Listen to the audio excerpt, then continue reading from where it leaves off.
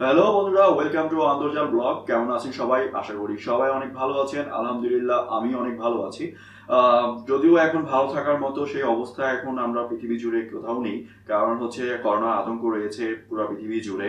তো আমি সবাইকে বলবো যে সবাই একটু সচেতন থাকবো এবং পাশের জনকে সচেতন থাকতে ইন্সপায়ার করবো। ওকে বন্ধুরা, তো আজকের ভিডিওটি টপিকটা হচ্ছে ফেসবুকের প্রোফাইল ফ্রেম তৈরি করা এবং সেটা কিভাবে ফেসবুকে পাবলিশ করতে হয় সেটা নিয়ে।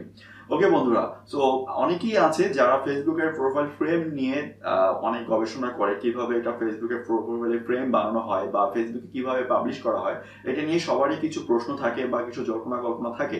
তো আজকে আমার এই ভিডিওর মাধ্যমে আমি আপনাদের সাথে শেয়ার করব কিভাবে আপনি একটি সুন্দর করে ফেসবুকে ফ্রেম তৈরি করবেন এবং সেটি কিভাবে ফেসবুকে পাবলিশ করবেন।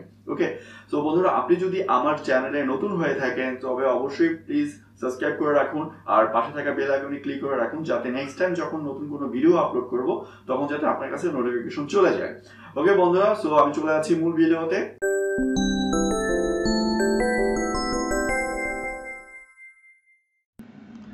ওকে বন্ধুরা, তো প্রথমে আমাদেরকে হচ্ছে একটা প্রোফাইল ফ্রেম তৈরি করার জন্য আমাদেরকে প্রথমে যেটা করতে হবে সেটি হচ্ছে আমাদের একটা প্রোফাইলের ফ্রেম ইউজ করার জন্য একটা ডিজাইন করতে হবে। ওকে, তো প্রথমে আমি ডিজাইনটা করে নিচ্ছি। আপনি আপনার মনের পছন্দ মতো যে কোনো টুল দিয়েই হচ্ছে এই ধরনের ফ্রেমের জন্য ডিজাইন করতে পারেন, বাট কিছু ব্যাপার অবশ্যই আপনাকে মেনটেন করতে হবে, বাট আপনি যে কোনো টুল দিয়েই এই কাজটা করতে পারবেন। সো আমি ফটোশপ দিয়ে করতেছি এবং ফটোশপ দিয়ে আমি যেটা করতে হচ্ছে 2000x2000 সাইজ ইউজ করবেন পিক্সেলে এবং 300 রেজুলেশন ইউজ করতেছি। আর জিবি কালার, যেহেতু আমার এই ডিজাইনটা ওয়েব বেস মানে ওয়েবসাইটের জন্য আর কি। ওকে, আমি এটা ক্লিক করে দিলাম। ওকে, সো যেহেতু আমি এটা জাস্ট টেস্টের জন্য ডিজাইনটা করতেছি, সো আমি জাস্ট সিম্পল ডিজাইনটা করে দিচ্ছি। ওকে, আমি জাস্ট ডিজাইনটা করে দিচ্ছি, আপনি আপনার মতো করে ডিজাইনটা করবেন। ওকে, তো আমি একটা জিনিস আপনাকে এক্ষেত্রে একটু বুঝিয়ে দিচ্ছি, সেটা হচ্ছে আগে একটা সময় ছিল ফেসবুকের প্রোফাইল পিকচারগুলো হতো এভাবে রাউন্ডের মতো, square shape. Okay, but right now হচ্ছে আমাদের ফেসবুকের প্রোফাইলগুলো হচ্ছে এইভাবে এরকম হয় আর কি। সো এই যেহেতু রাউন্ড শেপ, সো আমাদের আমি ডিজাইনটা দেখাচ্ছি আপনাদেরকে আবার। যেহেতু যেহেতু রাউন্ড শেপের ডিজাইন হয়, সো ডিজাইনটা দেখা যায় আপনার এই এতটুকের মাঝেই ডিজাইনটা থাকে, জাস্ট এতটুকের মাঝে, এই এতটুকের মাঝেই ডিজাইনটা থাকে। তো আমাকে ডিজাইনটা তাহলে অবশ্যই মিডল বরাবরই করতে হবে, যে ডিজাইনটাই করি না কেন, যেহেতু আমার প্রোফাইলটা হচ্ছে এরকম রাউন্ডভাবে থাকে, সো আমাদের এই এতটুকের মাঝেই ডিজাইনটা করে ফেলতে হবে। ওকে, সো বন্ধুরা আমি দেখাচ্ছি আপনারা। তো আপনি যখন ডিজাইন করবেন, তো সেক্ষেত্রে আপনিও এই ধরনের ব্যাপারগুলো মাথায় রাখবেন। ওকে, সো আমি ডিজাইনটা জাস্ট সিম্পলের জন্য করে দিচ্ছি, সিম্পল করে।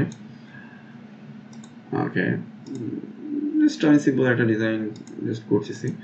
আপনি আপনার পছন্দ মতো ডিজাইন করে নিতে পারবেন, তবে অবশ্যই চেষ্টা করবেন একটু কোয়ালিটিফুল কোনো একটা ডিজাইন শেয়ার করার আপনার অডিয়েন্সের সাথে, যাতে তারাও যাতে ডিজাইনটা কমফোর্টভাবে ইউজ করতে পারে তাদের প্রোফাইল পিকচারের সাথে।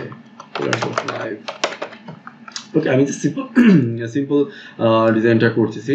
ওকে, জাস্ট হচ্ছে আমি একটু টেক্সট অ্যাড করে দিয়েছি, যেহেতু আমার লেখাটা যাতে মিডল বরাবরই হয়, আদারওয়াইজ আমার প্রোফাইল পিকচারে শো করবে না প্রপারলি।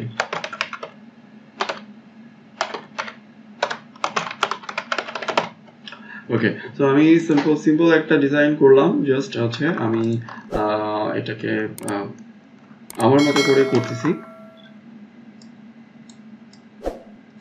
এবং করার সময় অবশ্যই খেয়াল রাখতে হবে আমাদেরকে যাতে ডিজাইনটা মিডল বরাবরই থাকে। ওকে, তো আই বিলিভ দ্যাট আমার ডিজাইনটা মিডল বরাবরই আছে।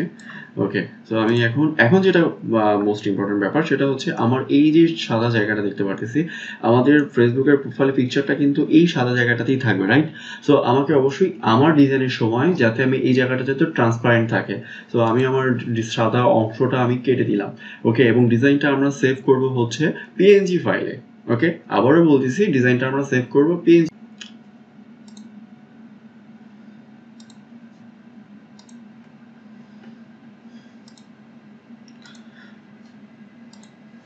ওকে, আমি আমার ফাইলটাকে অলরেডি সেভ করে ফেলছি।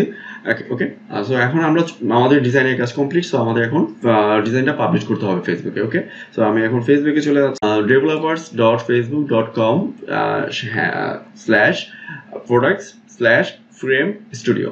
ওকে, সো এই লিঙ্কটাতে আপনাকে আসতে হবে। আমি এই লিঙ্কটা আমি আমার ভিডিও ডিসক্রিপশন বক্সে আমি দিয়ে দিচ্ছি, সো আপনি ইজিলি সেখান থেকে পেয়ে যাবেন।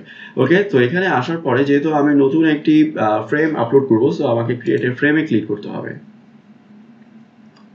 ওকে, ক্রিয়েটিভ ফ্রেমে আসার পরে আপনি এই ধরনের একটা আউটলুক পাবেন। তো এখান থেকে হচ্ছে আমাকে ক্রিয়েটিভ ফ্রেমে ক্লিক করতে হবে।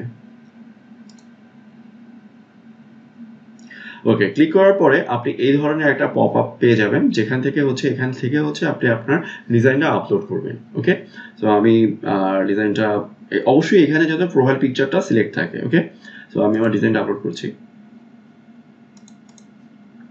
ওকে, আমি আমার ডিজাইনটা আপলোড করে দিয়েছি এবং আপনি যদি খেয়াল করে দেখেন আমার কালার্স অফ লাইফ এবং বিউটিফুল বাংলাদেশ এই লেখাটা একবারে বিটল বরাবরই আছে, যাতে যে কেউ যদি এটা ইউজ করে সেক্ষেত্রে তার প্রোফাইলের মাঝামাঝি থাকবে এবং তার প্রোফাইল পিকচারটাও প্রপারলি শো করবে। ওকে, সো আমি এখন যেহেতু এটা টিউটোরিয়াল বেস, সো আমি বেশি কিছু আর এখানে করবো না।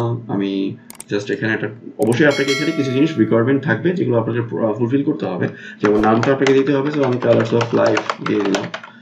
ওকে, এখানে 10টা কিওয়ার্ড ইউজ করবেন, যে কিওয়ার্ডগুলো দিয়ে মানুষ আপনার এই ফ্রেমগুলোকে খুঁজে পাবে। ওকে, কালার্স অফ লাইফ।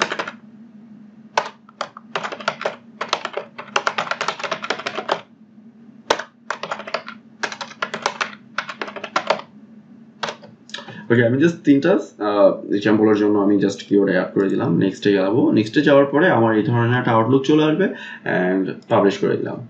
ওকে, ওকে বন্ধুরা, সো আমার এই ফ্রেমটা পাবলিশ হয়ে গেল এবং আশা করি আপনি নিজেও এখন এই ধরনের ফ্রেম বানাতে পারবেন। তবে আমি আপনাদের কাছে রিকোয়েস্ট করব, অবশ্যই চেষ্টা করবেন ভালো ভালো কিছু ফ্রেম ক্রিয়েট করার, যাতে আপনার ফ্রেমটা আরও 10জন আপনার অডিয়েন্স যারা আছে তারা যাতে ইউজ করতে কমফোর্ট ফিল করে।